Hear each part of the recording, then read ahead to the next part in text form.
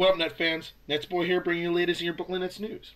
Today is January 29th, and the Nets had a pretty interesting week, in my opinion, since my last video. They started off, after my video, playing the Mavericks, which I said I was at that game. And you know what? It was a great game, and I was at that game, and no one said anything to me, so I guess one of my 10 viewers did not attend the game or did not see me if they were at that game. But but it was a great game. Vince Carter scored 19. I wish he had 20, but he scored 19. He led the team for the Mavericks, led the scoring for the Mavericks, which is great. And that's one. Game really shouldn't have been as close as it was. Paul Pierce almost cost him the game by missing 2 free throws. But overall, the Nets won the game. It was a good game. I'm glad I went. I had fun. I will say this about that game. And I think my father pointed it out, because he can speculate this a little bit better than I can, because I was a little too young at the time to really realize it. And this is no disrespect to anyone from Brooklyn or anything like that, but my dad said, and I kind of thought about it too, the fans in Brooklyn are great. They're good. They're good fans. They really are. But they don't really, they're not much better than what the fans in New Jersey were when the Nets were winning. Now, obviously, every team has a good fan base when the team is winning. But he's kind of right. I remember that too when I went to New Jersey Nets games when they were going to back-to-back Eastern Conference championships. Now, I was, at the time, only about 12 years old or something around there. But I remember it vaguely, and my dad, he said that the environment there, back at Continental Airlines Arena, or the Izod Center, which it is called now, that's where the Nets used to play, when they were in New Jersey, there was a big environment. There was a fan base. They were sellouts. Those fans were great. New Jersey had pride. They were there, and they were supporting their Nets. The problem was, as the team fell, those fans fell with them. And I think that's the biggest difference between a Brooklyn Nets fan and a New Jersey Nets fan. Because the truth is, the Brooklyn Nets struggled this season before getting going. They still had a sellout arena. And that's the difference, obviously. That's where the Brooklyn Nets fans are better than the New Jersey Nets fans. The Brooklyn fans will stay with their team through the thick and thin.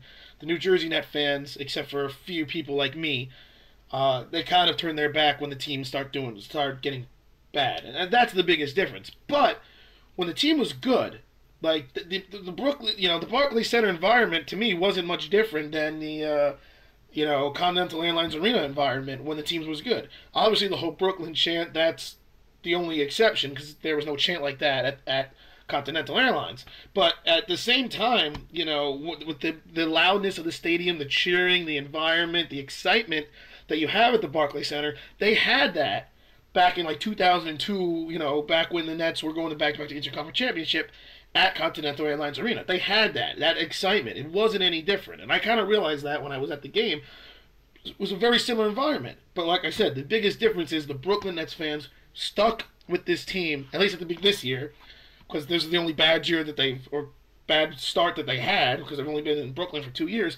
They stuck with them when they did poorly. And, honestly, if they were still the New Jersey Nets, despite the reputation of the team, perhaps the fan base would have already fallen off before coming back down. So that's the only difference. But I just wanted to point that out, because everyone starts talking about how big it was that they moved to Brooklyn and how the fan base was so great. I think a lot of people kind of overlooked the New Jersey Nets fan base. And actually, Mark Jackson said that, which I thought was really cool of him, when his first year when he was coaching Golden State and he came to the Barclay Center.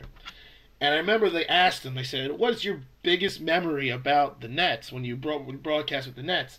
And he said, "My biggest memory was actually how good the New Jersey Nets fans were." He said that a lot of people didn't really understand, but they came in night and night and they were very passionate. Yes, they may not have had a bunch of sellouts, but he said, but the true fans there are just as passionate about their Nets as any team in the league. He said he realized that when he was broadcasting there. And he said, I think a lot of people didn't understand, the fan base that was in New Jersey. And he said that I think that New Jersey got a bad rep off of their 12-win season. I mean, anytime a team's going to have a 12-win season, you're going to lose fans. It's simple as that. Bobcats are just starting to sort of become okay. They don't have a fan base at all. You know, if Michael Jordan didn't own that team, no one would give a rat's ass. And that's what he was saying, and I thought that was really cool of him. And I'm kind of saying the same thing. And I kind of noticed that when I was at the game. Absolutely, Brooklyn Nets fans are great. They definitely have embraced the team.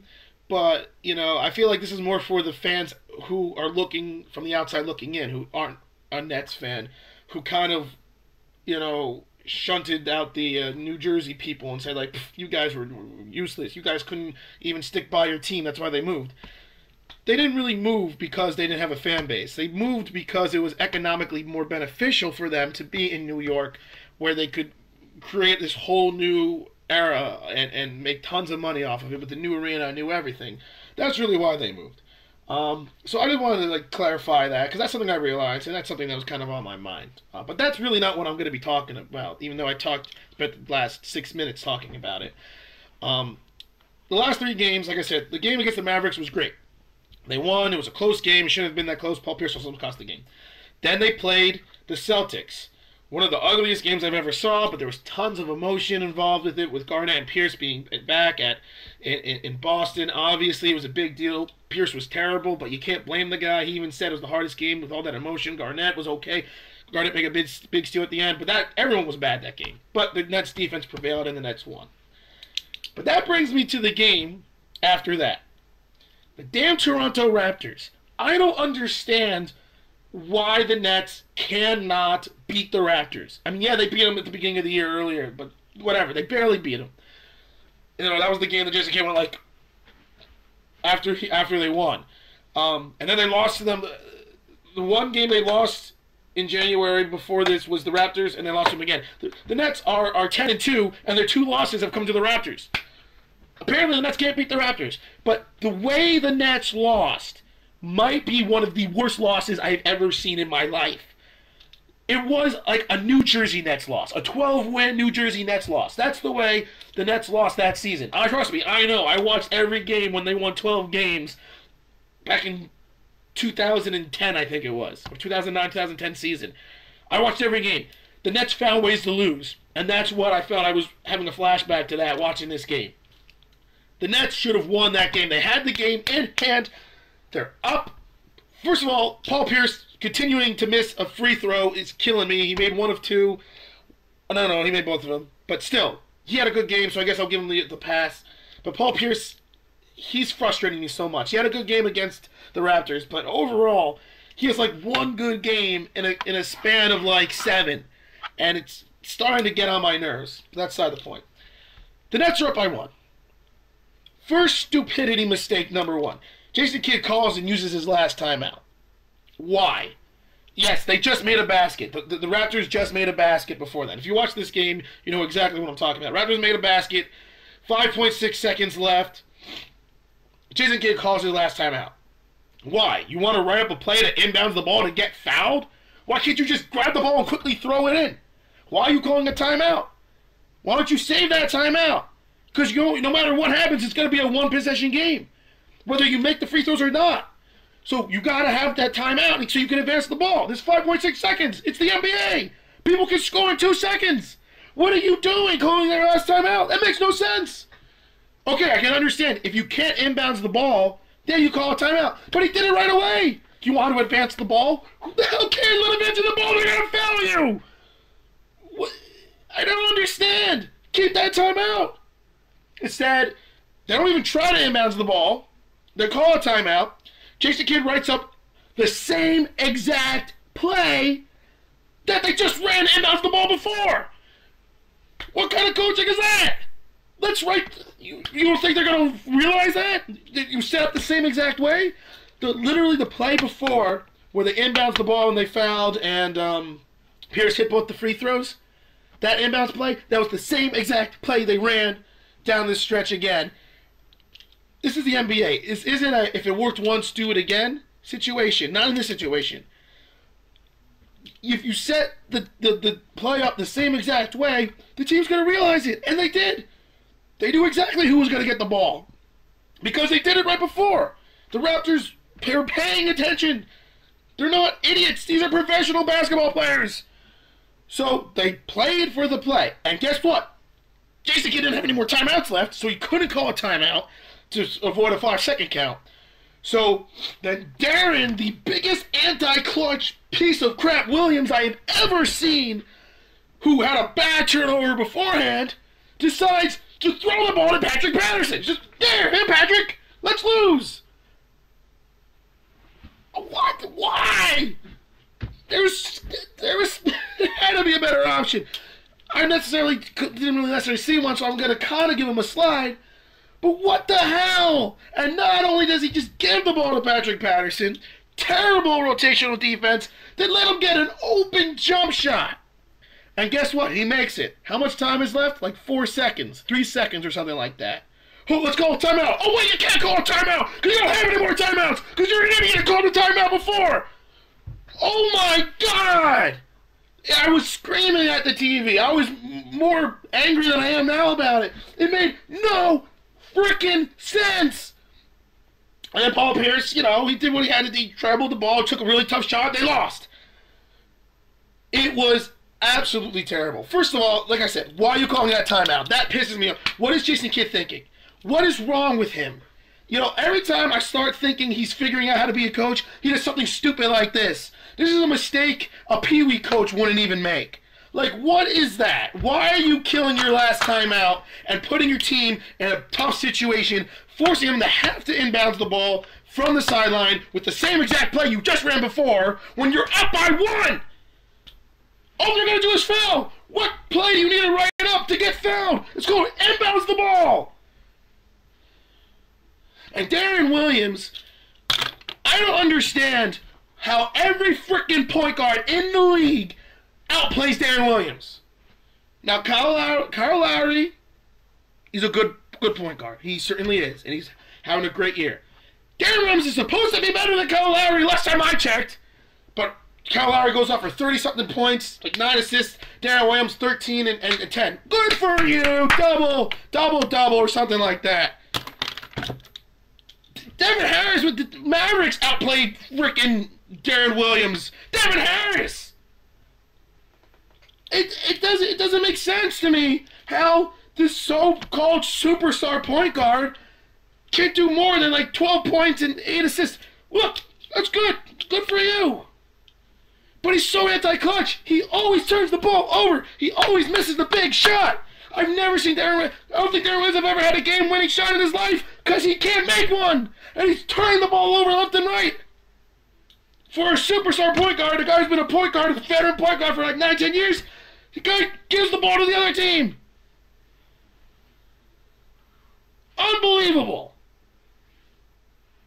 I'm sick of it.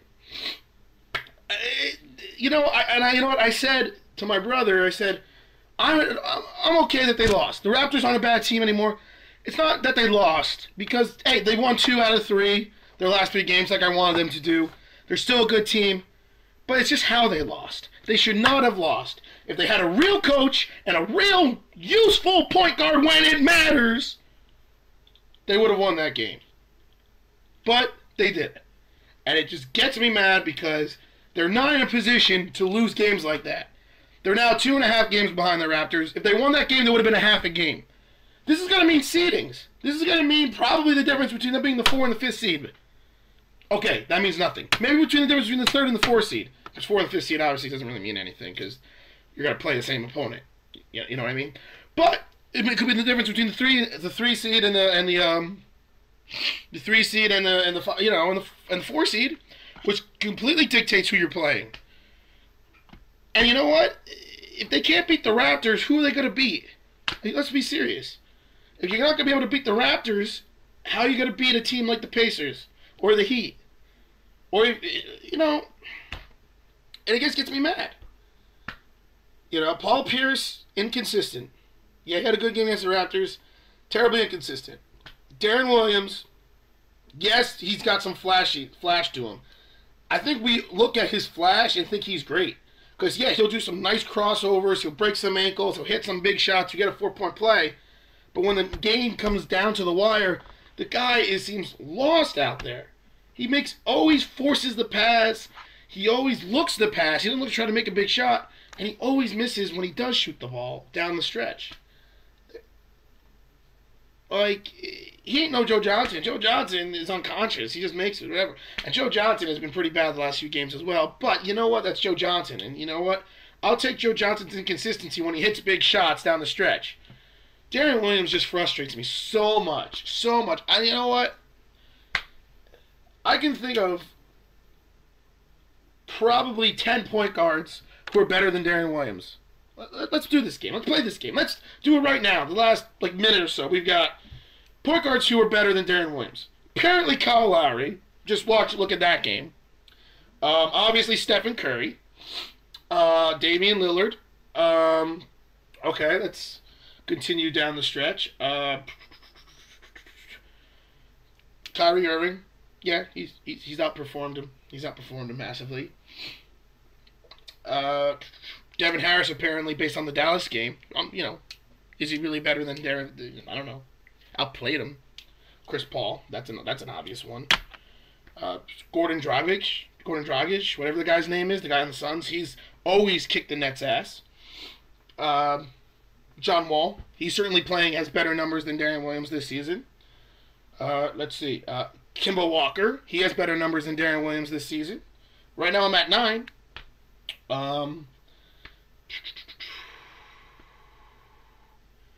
Okay, so I got like 9 right now. Oh, wait, Russell Westbrook. Yeah, the guy's hurt. There's 10 right then and there. Isaiah freaking Thomas on the Kings have better numbers than Darren Williams.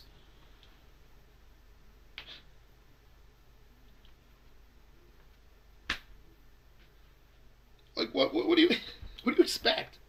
That's paying this guy $24 million a year to get shown up by Kyle Lowry. Yeah, okay, he's hurt. His ankles. Who cares? Who cares? If you're a true super freaking star player like he's supposed to be, your little ankle problem don't mean shit. Shouldn't mean shit. But he is shit. And he's pissing me off. Guy's good for like 1 game a year to go off for 57 points like he did like 2-3 years ago. Unbelievable. Nets should not have lost that game against the Raptors. It's ridiculous. That's all I gotta say.